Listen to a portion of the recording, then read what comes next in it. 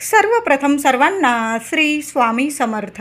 स्वामी महाराजांच्या कृपेने तुमच्या सर्व चांगल्या इच्छा पूर्ण होत ही स्वामींचरणी प्रार्थना करते आणि आजच्या व्हिडिओला सुरुवात करते. 25 जून 2025 ज्येष्ठ अमावस्या आलेली आहे, म्हणजे दर्श अमावस्या, बुधवारी अमावस्या आलेली आहे. अमावस्या प्रारंभ होणार आहे मंगळवारी 24 जून मंगळवार रोजी सायंकाळी 7 वाजता ही ज्येष्ठ अमावस्या तिथी प्रारंभ होणार आहे आणि 25 तारखेला बुधवारी सायंकाळी 4:01 ही अमावस्या तिथी समाप्त होणार आहे. आपण 24 जूनला सुद्धा काही उपाय सेवा करू शकता संध्याकाळी 7 वाजेनंतर आणि 25 तारखेला सुद्धा आपण सेवा उपाय करू शकतो.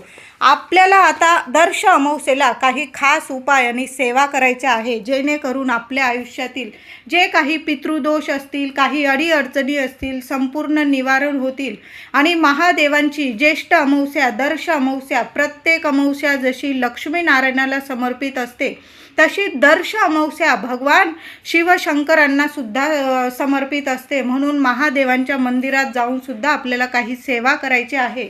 तर ज्येष्ठ अमावस्येला सकाळी लवकर उठायचं आहे सर्वांनी आणि अंघोळीच्या पाण्यात महिलांनो उपाय जरूर करा. जी काही शारीरिक मानसिक त्रास असतील, तुमच्या मागे कुणाची नजरबाधा लागलेली असेल, कारण मुलांची किंवा आपली थोडी प्रगती व्हायला लागली की कुणाची ना कुणाची नजरबाधा होऊन जाते, मग कामात अडीअडचणी येतात, हवं तसं फळ मिळत नाही, कुठल्याही कामात आपल्याला नैराश्य येत असतं, अपयश येत असतं. अशा गोष्टी जर तुमच्या आयुष्यात घडत असतील किंवा नसतील घडत तरी पण प्रत्येकाने ज्येष्ठ अमावस्येला काही उपाय नक्की करायचे आहे. महिलांनो, अंघोळीच्या पाण्यात चांगलं थोडंसं चमचाभर जाडं मीठ, समुद्री मीठ नसेल घेऊन या. मीठ कधीच संपू देऊ नका. बारीक मीठ आपण जेवणात वापरतो ते तर आपल्या घरातलं कधी संपू द्यायचं नाही, पण समुद्री मीठ सुद्धा आपल्या घरातून महिलांनो कधीच संपू देऊ नका. अमावस्येला तर मिठाचे उपाय अवश्य करत जा. अंघोळीच्या पाण्यात अगदी लहान लेकरू असेल 1 वर्षावरील, त्यांच्या पाण्यात जरी तुम्ही चिमूटभर मीठ टाकलं चालेल. मुलांच्या किंवा तुमच्या पतिदेवांच्या घरातल्या प्रत्येक व्यक्तीच्या अंघोळीच्या पाण्यात थोडंसं जाडं मीठ आणि चिमूटभर तुरटीचा खडा तुम्हाला टाकायचा आहे. कितीही नजरबाधा असू द्या, कुठली बाहेरील बाधा वगैरे असेल, त्यामुळे तुम्हाला शारीरिक मानसिक त्रास होत असतील, संपूर्ण नष्ट होतील. म्हणून अंघोळीच्या पाण्यात 25 तारखेला बुधवारी प्रत्येकाने अंघोळीच्या पाण्यात या वस्तू टाकून जरूर अंघोळ करा, फायदाच होईल तुम्हाला. अंघोळीनंतर आपल्या देवघरातील देवांना सुद्धा छान असा अभिषेक करायचा आहे. तुमच्या घरात शिवपिंडी असेल तर अवश्य अभिषेक करायचा आहे. देवघरातील देवांना अभिषेक करताना पाण्यात थोडंसं चमचाभर दूध टाकून घ्या आणि चंदनाची पावडर असेल तुमच्याकडं तर चिमूटभर ती टाकून घ्या आणि त्या पाण्याने दूध आणि चंदनाची पावडर मिश्रित पाण्याने सर्व देवी देवतांना आपल्याला अभिषेक करायचा आहे. खास करून शिवपिंडीवर अशा पाण्याने नक्की अभिषेक करा. खूप सुंदर अनुभव येतील. देवांना छान अशी पिवळी फुलं, महादेवांना पांढरी फुलं, बेल फूल छान अशी पूजा करायची आहे. माता लक्ष्मीची मूर्ती असेल, श्रीयंत्र असेल तर या दिवशी गुलाबाचं किंवा लाल जास्वंदाचं फूल आधी गणपती बाप्पाला अर्पण करा, माता लक्ष्मीला अर्पण करायचं आहे. माता लक्ष्मीची मूर्ती असेल, श्रीयंत्र असेल किंवा तुमच्या कुलदेवीचा टाक असेल, महिलांनो 11 वेळा, किमान 11 वेळा ओम श्रीम नमः किंवा ओम कुलदेवताय नमः या मंत्राचा जप फक्त 11 वेळा करायचा आहे. 1-2 मिनटंच लागणार आहे, पण सेवा चुकवू नका. आयुष्याचं कल्याण होईल. महिलांनो, दर अमावस्येला, पौर्णिमेला, शुक्रवार, मंगळवार आठवणीने आपल्या देवींना आधी आपण कुंकुमार्चन, कुंकवाचा अभिषेक करत जा आणि स्वतःच्या कपाळीसुद्धा कुंकू लावत जा. सुख सौभाग्यात इतकी वाढ होईल. म्हणून उद्या आठवणीने आपल्या कुलदेवीला, माता लक्ष्मीला कुंकुमार्चनची सेवा नक्की द्या.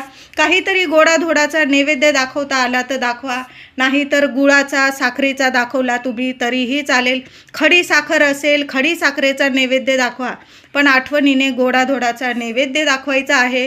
तुम्हाला जर अमावस्या तिथीत माता लक्ष्मीला खिरीचा नैवेद्य दाखवायचा असेल, अतिशय उत्तम. छान अशी खीर बनवा आणि माता लक्ष्मीला, देवी देवतांना नैवेद्य दाखवायचा आहे. ज्येष्ठ अमावस्येला आपण घरात तर शिवपिंडीवर अभिषेक करणारच आहोत, पण प्रत्येकाने महादेवांच्या मंदिरात जरूर जा. आता ज्यांना जाता येईल त्यांनी नक्की जा.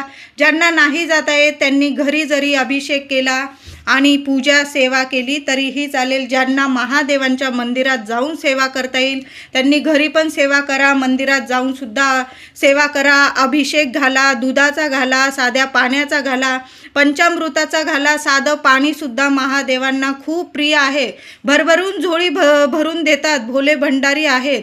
म्हणून अमावस्येला ही सेवा अजिबात चुकवू नका. प्रत्येक दर्श अमावस्या महादेवांना, शिवशंकरांना समर्पित असते. जे काही पितृदोष असतात, काही इडापिडा असते मागे, महादेव क्षणात नष्ट करतात आणि आपली झोळी भरभरून देतात. आपली प्रत्येक इच्छा न मागता पूर्ण करून देतात. म्हणून दर्श अमावस्येला महादेवांच्या मंदिरात जाऊन सेवा करायची आहे. महादेवांना पाण्याने, दुधाने अभिषेक घाला. चंदन, भस्म नेलेलं असेल अर्पण करा. बेल, फूल अर्पण करा. काहीतरी गोडाधोडाचा नैवेद्य दाखवा किंवा तुम्ही एखादं फळ तुम्ही नैवेद्यात ठेवलं तरीही चालेल. घरी येताना जलाधारीच्या इथून थोडंसं तीर्थ घ्यायचं. स्वतः पिऊन घ्या किंवा घरात कुणाला काही आजारपण वगैरे असेल, घरात काही त्रास असतील, तुम्ही घरात आणून मुलाबाळांना दिलं तरीही चालेल.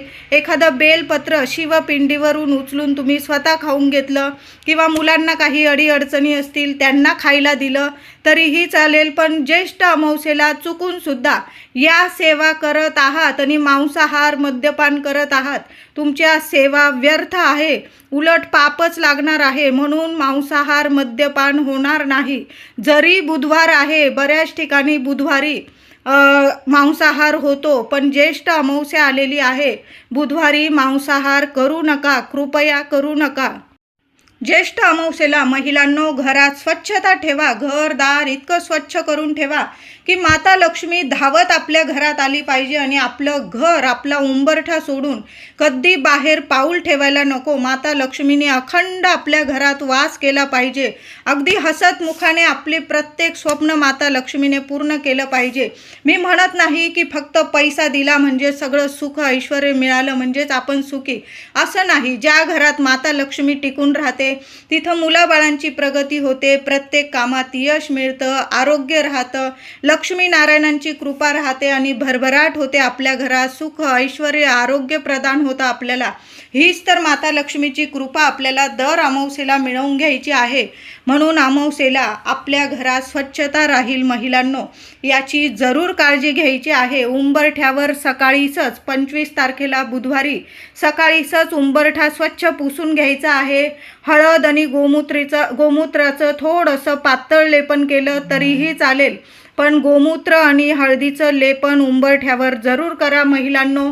दार स्वच्छ पुसून घ्या. तुम्हाला हळदी कुंकवाने स्वस्तिक काढायचं असेल दारावर, अतिशय छान दिवस आहे. असं नाही की अमावस्या आहे आणि आपण हे करायचं नाही, ते करायचं नाही. उलट अमावस्येला जेवढं घरदार स्वच्छ करता येईल ना तेवढं करायला आपण प्रयत्न केला पाहिजे. बघा, माता लक्ष्मी पण खूप आपल्यावर प्रसन्न होते. त्याचबरोबर महिलांनो एक काम, आपण घराची फरशी पुसताना जरी तुमच्याकडं बाई, मावशी कामाला येत असतील, त्यांच्या पाण्यात त्या फरशी पुसत असतील, त्या पाण्यात तुम्ही आठवणीने या गोष्टी नक्की टाकून द्या. पहिलं गोमूत्र टाका, चिमूटभर हळद टाका, गुलाब पाणी नसेल घेऊन या. गुलाब पाण्याने, या वासाने सुद्धा माता लक्ष्मी प्रसन्न होते. गोमूत्र, हळद, गुलाब पाणी, कापूर आणि थोडीशी चिमूटभर तुरटी या वस्तू टाकूनच दर्श अमावस्येला, ज्येष्ठ अमावस्येला आपल्या घराची फरशी पुसायची आहे. क्षणात तुम्हाला अनुभव यायला लागतील. कितीही नकारात्मकता असू द्या तुमच्या घरात, नाही नष्ट झाली तर तुम्ही मला बोला. दैवी अनुभव यायला लागतील. घर, दार, वास्तू तुमची नेहमी तुमच्यावर प्रसन्न राहील असा हा उपाय आहे. नक्की करा महिलांनो. ज्येष्ठ अमावस्येला सकाळीच देवघरात आपण देवांची पूजा वगैरे करणार आहोत. देवघरात जो तुम्ही दररोज दिवा लावता तोच दिवा स्वच्छ घुसून पुसून घ्यायचा आहे. आणि जास्तीचं तेल तुम्ही तेलाचा लावत असाल, दुहेरी वाट टाका. तुपाचा लावत असाल फुलवात टाका. स्वच्छ दिवा घसून पुसून घ्यायचा आहे. दिव्याखाली थोडंसं तांदळाची रास करा किंवा फुलांची रास करायची आहे. दिव्याला आसन जरूर द्या.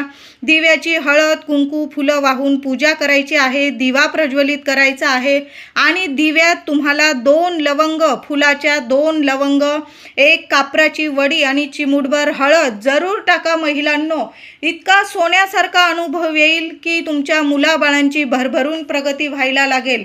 मुलं शिक्षण करत असतील, नोकरी करत असतील, मुलं विवाहयुक्त म्हणजे मोठे झालेले असतील, मुलगा किंवा मुलगी, काही अडीअडचणी येत असतील, घरात भांडण तंटा, लक्ष्मी न टिकणं, पैसा न येणे, घरात आजारपण, कितीतरी म्हणजे प्रत्येकाला काही ना काही अडीअडचणी असतातच. म्हणून तुम्हाला ज्येष्ठ अमावस्येला मी सुद्धा उपाय करणार म्हणून तुम्हाला सांगत आहे.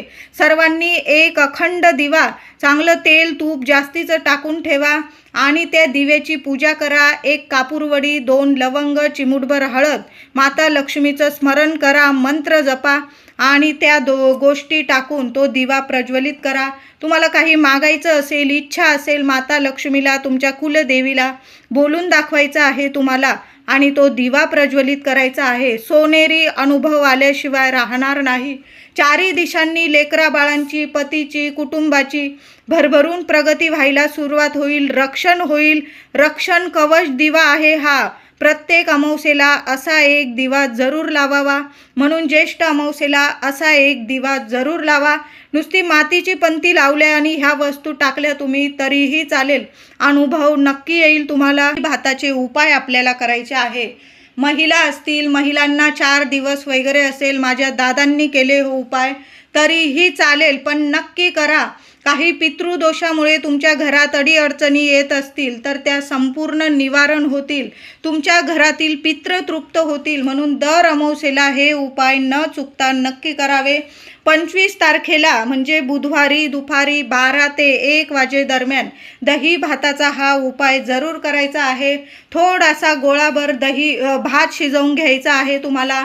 कधी पण पित्रांना भात शिजवताना अख्खाच तांदूळ घ्या. अगदी राशनिंगचा वापरला तुम्ही तरीही चालेल, पण अख्खाच तांदूळ घ्यायचा आहे. तुकडा वगैरे तांदूळ वापरू नये. देवांना किंवा पित्रांना नैवेद्य वगैरे दाखवतो आपण, काही उपाय वगैरे करतो, त्याला कधीच तुकडा तांदूळ वापरू नये. आपण रोज जेवताना वापरला चालेल, पण कधी पण देवांना नैवेद्यात किंवा पित्रांची सेवा करताना कधीच तुकडा तांदूळ वापरू नये. तर अख्खा तांदूळ घ्यायचा आहे. फक्त मूठभर तांदूळ लागणार आहे. थोडासा मऊसूद भात शिजवून घ्यायचा आहे आणि त्यावर चमचाभर ताजं दही टाकायचं. थोडीशी चिमूटभर साखर टाकायची आहे. एखाद्या वाटीत किंवा पत्रावळीवर तो भात ठेवायचा आहे. घरात पित्रांचे फोटो असतील पुसून घ्यायचे. तिलक वगैरे लावा. एखादा दिवा लावता आला तुम्हाला पित्रांसमोर ज्येष्ठ अमावस्येला नक्की लावा. दक्षिणेकडं तोंड करून एक दिवा लावायचा आहे. दही भाताचा नैवेद्य दाखवायचा. नंतर तो दही भात घराबाहेर न्यायचा आहे तुम्हाला. तुमची गच्ची असेल किंवा घराबाहेर एखादं झाड असेल जिथं कावळे येतात आणि लगेच भात वगैरे अन्न वगैरे खातात, अशा ठिकाणी जाऊन तो दही भाताचा नैवेद्य तुम्हाला ठेवायचा आहे. पित्रांना मनापासून प्रार्थना करा. तुम्हाला काही अडीअडचणी असतील पित्रांना सांगा, नमस्कार करा, क्षमा याचना मागून घ्या आणि तो दही भाताचा नैवेद्य घराबाहेर किंवा गच्चीवर तुम्हाला ठेवायचा आहे. मागे वळून पाहू नका. का चिमणी खाते, पाखरं खातंय, कबूतर खातंय, तुम्ही तुमचं कर्तव्य केलेलं आहे. अमावस्या तिथीत आपल्या पितृदेवांसाठी आपण दही भात घासातला घास काढून ठेवतो. हेच आपलं कर्म आहे. बाकी आपले स्वामी आहेत. फक्त दही भात आठवणीने कावळ्याला पित्रांना नक्की काढून ठेवा. बघा, कायम पितृदेवता तुमच्यावर प्रसन्न होतील आणि तुम्हाला ज्या अडीअडचणी असतील त्या संपूर्ण नष्ट होतील. भरभरून प्रगती होईल. आपल्या घरातील वास्तूच्या 4ही कोपऱ्यांमध्ये ज्येष्ठ अमावस्येला तुम्हाला सकाळीच ठेवायचं आहे. जेव्हा आपण कावळ्याला दही भात नैवेद्यात ठेवणार आहोत तेव्हाच जरी तुम्ही हा उपाय करून घेतला तरीही चालेल किंवा सकाळी केला, सकाळी उठल्या उठल्या तरीही चालेल. काय करायचं आहे, 4ही कोपऱ्यांना, आपल्या घरातील 4ही कोपऱ्यांना मग 4 खोल्या असतील तुमच्या तर एक एक खोलीमध्ये तो दही भात थोडा थोडा कागदांवर ठेवून घ्यायचा आहे. 1-2 तास तो दही भात तसाच ठेवायचा आहे. नंतर संध्याकाळच्या आत 4 वाजेच्या आत तो दही भात 4:01 अमावस्या समाप्त होणार आहे. 25 तारखेलाच हा उपाय करायचा आहे. पण अमावस्या तिथी 4:01 समाप्त होणार आहे. 3 ते 4च्या दरम्यान तो दही भात उचलून घ्यायचा आहे आणि घराच्या बाहेर जिथं कावळे चिमण्या येतात, घराबाहेर एखाद्या झाडाखाली तो दही भात टाकून द्यायचा आहे. तुम्हाला मागे वळून बघू नका.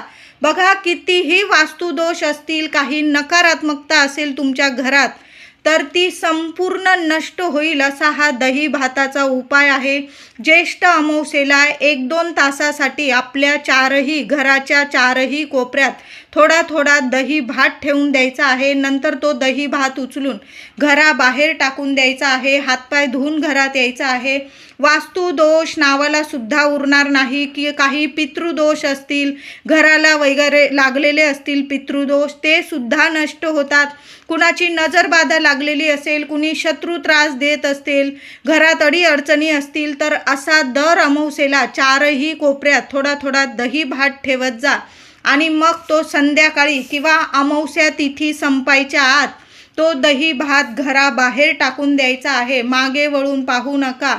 चिमणी खातंय पाखरं, फक्त तुम्ही तो दही भात बाहेर टाकून यायचा आहे. लगेच क्षणात तुमच्या घरावरील इडापिडा लगेच उतरून जाईल, नष्ट होईल.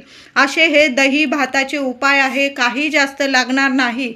आठवणीने हे दही भाताचे उपाय अमावस्या तिथीत नक्की करा. ज्येष्ठ अमावस्या, दर्श अमावस्या, मोठी अमावस्या आहे.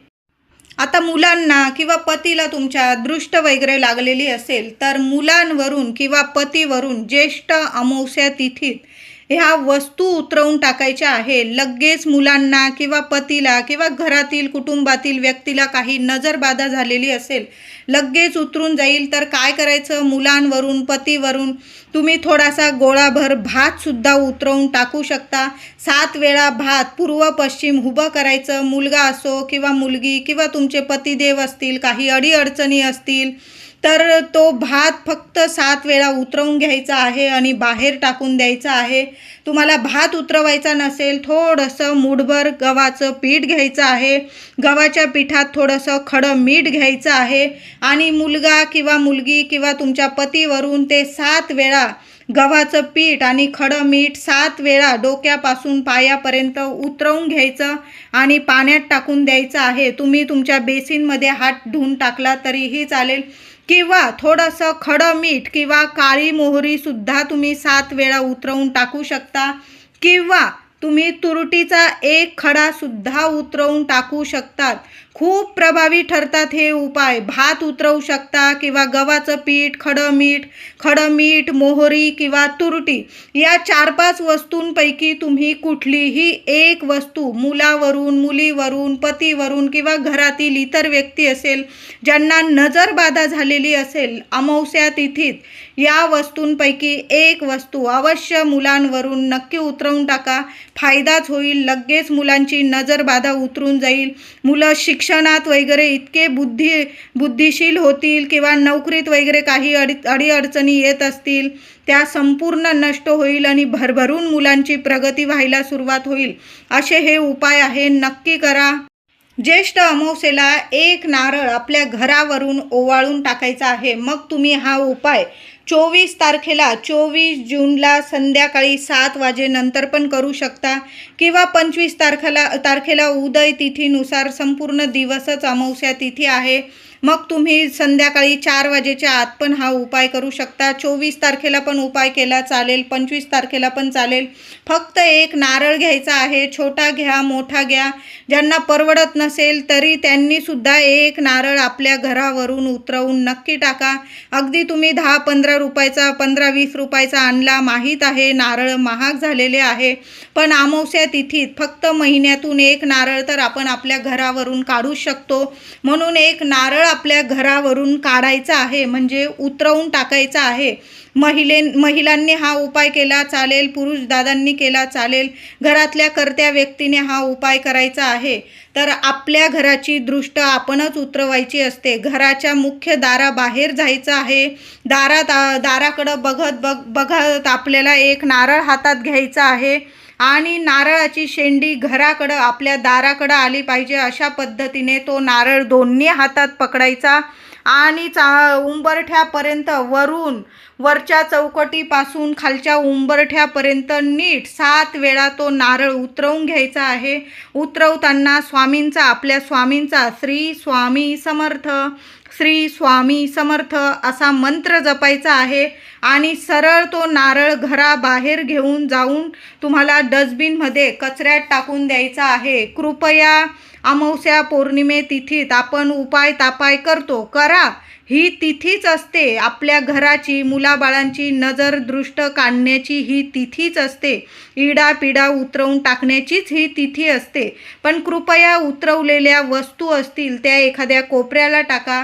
कुणाचा पाय पडणार नाही, आपल्यामुळे कुणाला त्रास होणार नाही याची प्रत्येकाने नक्की काळजी घ्यायची आहे. नारळ उतरवून टाकतात, 4 रस्त्यावर वगैरे टाका, पण एखाद्या कोपऱ्याला टाका.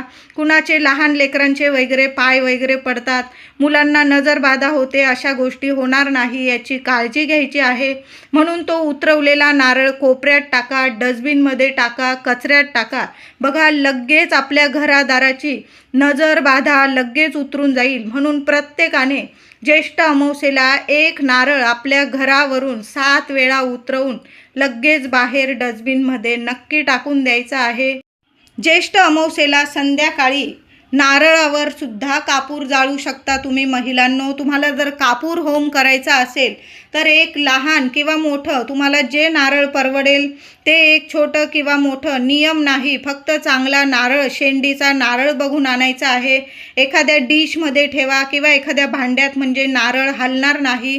आणि त्या नारळावर एक एक कापूर जाळायचा आहे. 7 कापूर जाळायचे आहे. भीमसेन कापूर असेल तर अतिशय उत्तम.